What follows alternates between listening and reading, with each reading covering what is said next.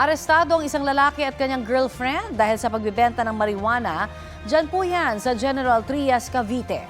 Sabay bust operation sa inuupahang bahay ng mga suspect sa barangay Biklatan, tumambad ang 4 na marijuana plants na pinapalaki sa isang indoor tent. Nasabat din sa kanila ang mahigit 6 na kilong pinatuyong dahon ng marijuana na nagkakahalaga na mahigit 700,000 piso. Inamin ng lalaking suspect na inaangkat niya ang mga droga mula sa kanyang source. Aminado rin siya sa pagbebenta. Aminado naman ang babaeng suspect sa paggamit ng iligal na droga. Nahaharap sila sa reklamong paglabag sa Comprehensive Dangerous Drugs Act.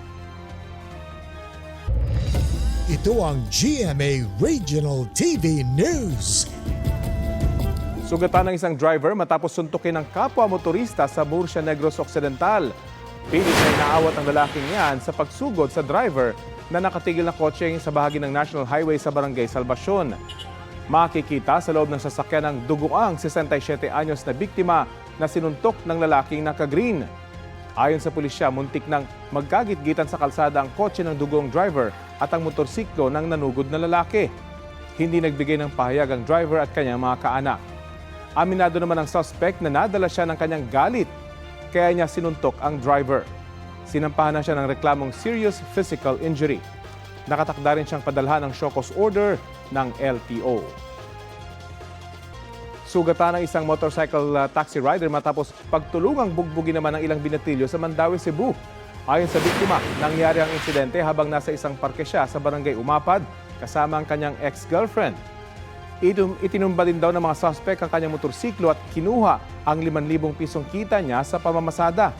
Sabi ng rider, hindi niya kilala ang mga suspect. Matapos ipablotter ang insidente, natunton ng mga otoridad ang 8 sa mga nambugbog na nasa edad 15 hanggang 18. Napagalaman din na may iba pa silang nabiktima. Paliwanag nila sa barangay, pinagtripan lang nila ang mga naabutan nila sa nasabing parke. Galing din sila sa inuman bago ang pambubugbog.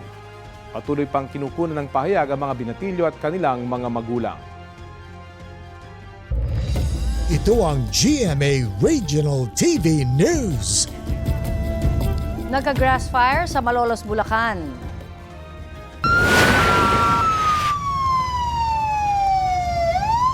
Nangyari po yan sa bakanteng lote sa barangay Dakila at bahagyang naapektuhan ang daloy ng trapiko sa katabi nitong MacArthur Highway.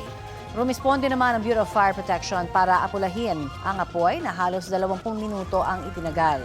Abot po sa 700 square meters ang lawak ng damuhang nasunog. Ayon sa BFP, napabaya ang siga ang sanhi ng grass fire.